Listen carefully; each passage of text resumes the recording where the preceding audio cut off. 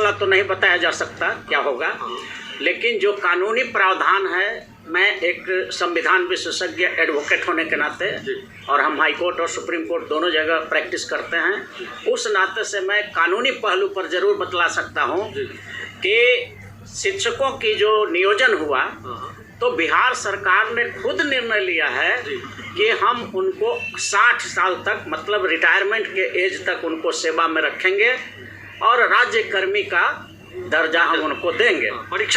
परीक्षा देनी होगी, वो अब लगाया गया है, इधर शर्त लगाया गया है कि उनको परीक्षा देनी होगी।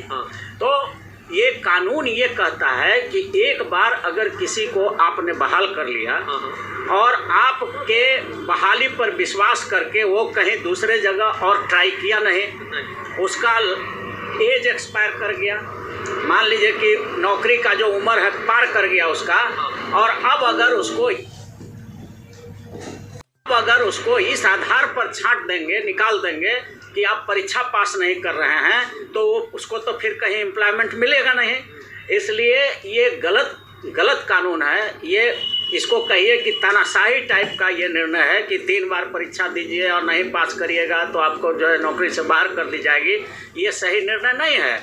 इसलिए कोर्ट में जब मामला जाएगा तो ये बात उठेगी कि अगर वो सक्षम नहीं था, अगर वो एलिजिबल नहीं था, तो फिर आप शुरू में एम्प्लॉयमेंट देने के पहले, उसको ज्वाइन कराने के पहले टेस्ट क्यों नहीं लिया?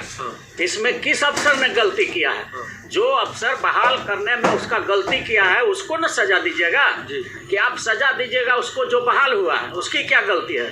उसको सिलेक्शन हुआ, नियोजन हुआ, तब वो ज्वाइन किया, अपना गोल्डन पीरियड ऑफ लाइफ लगा दिया, उसका एज नौकरी का अब एक्सपायर हो गया, और आप उसमें अब कंडीशन लगा रहे हैं कि 3 बार एग्जाम लेगा, अगर नहीं पास करेगा तो उसको हम नौकरी चली जाएगी।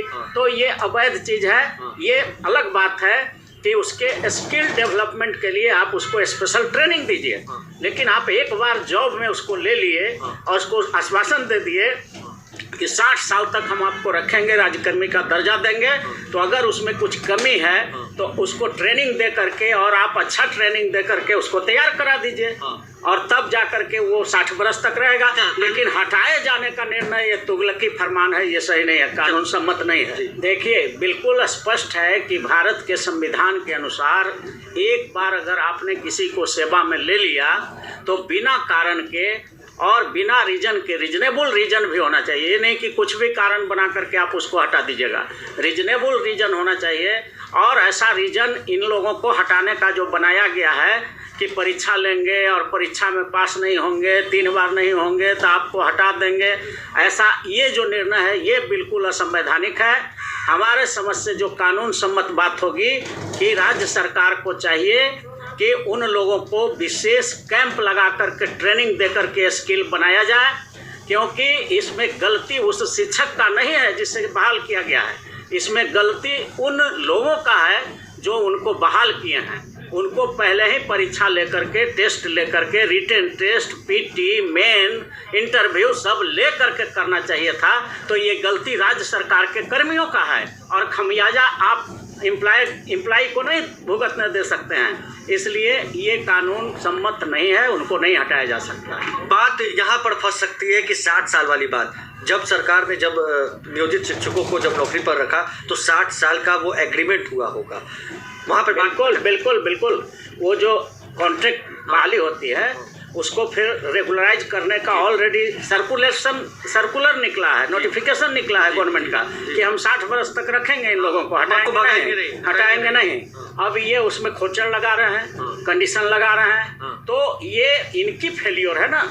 जो सेलेक्टर थे, जो उन शिक्षक को चुना, बहाल किया, उनकी गलती है। उन्होंने क्यों इनकम्पिटेंट लोग को बहाल कर लिया, इतना दिन काम करा लिया उसी से, अब उसको जो है लात मार के आप भगाना चाहते हैं, ये गलत है। अगर वो इनकम्पिटेंट है या पढ़ने लिखने में कमज़ोर है तो सरकार की जिम्मेदारी बनती है कि स्पेशल ट्रेनिंग कैंप चला करके उसको डेवलप कराए स्किल को, और उसको सेवा से नहीं निकालें। क्योंकि जो एक बालिग व्यक्ति होता है, जो जॉब में होता है, वो अकेले व्यक्ति नहीं है, उसके पर आश्रित होते हैं, उनके पत्नी होती है, उनके बाल बच्चे होते हैं। उनके परिवार के बूढ़े बूढ़े माँ बाप होते हैं, वो सब आश्रित होते हैं। और केंद्र और राज्य सरकार को संविधान के आर्टिकल 21 में जिम्मेदारी दी गई है कि किसी भी व्यक्ति का भूख से मौत नहीं होना चाहिए। कोई भी व्यक्ति बिहार में या देश में वो मरेगा नहीं भूख से, ऐसा इनकी जिम्मेदारी है आर्टिकल 21 कॉन्स्टिट्यूशन ऑफ इंडिया में।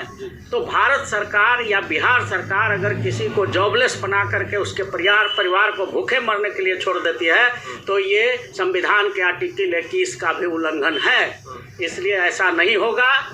नियोजित शिक्षकों को ट्रेनिंग करा करके उनको रखना ही होगा, 60 साल तक उनको सेवा में रखना होगा। यही कानून यहाँ पर फंस सकता है। यहाँ बिल्कुल फंस कोई सकता है। पहले कोई ऐसा मामला आपने देखा हो कभी? बिल्कुल, बहुत बार ऐसा सैकड़ों केस हम लोग फाइल करते हैं हाई कोर्ट में, जहाँ पर इलीगल तरीके से, अब कितना का नाम हम बताएं, इलीगल तरीके से उन लोग को हटा दिया जाता है बिना शोकॉज के, बिना नोटिस के, बिना सफाई का मौका दिए हुए।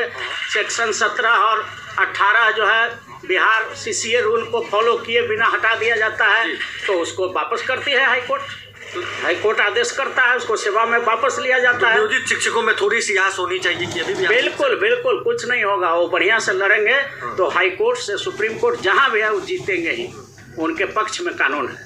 देखिए, तो 60 साल वाली बात पर जो है मामला अटक सकता है। सरकार अगर हारेगी तो ये पूरे चीज़ों को सरकार को वापस। दोस्तों, जैसा कि आपने पटना हाई कोर्ट के एडवोकेट की पूरी बात सुनी, उनका स्पष्ट रूप से कहना है कि भाई किसी भी हालत में नियोजित शिक्षकों की जो नौकरी है वो नहीं जाएगी। अब क्यों नहीं जाएगी उसका कारण मैंने आप लोगों को बता दिया है। कहीं ना कहीं ये बात क्लियर कर दी गई है कि जो भी शिक्षक हैं वो लंबे अरसे से पढ़ा रहे हैं, आर्टिकल 21 के तहत अगर उनकी नौकरी जाती है तो उनके बच्चों का जो है पढ़ाई लिखाई और जो भी घर का कार्य है, खर्चा बर्चा है, वो कैसे चलेगा। तो स्पष्ट रूप से नहीं देनी होगी परीक्षा। इस वीडियो में इतना ही। धन्यवाद।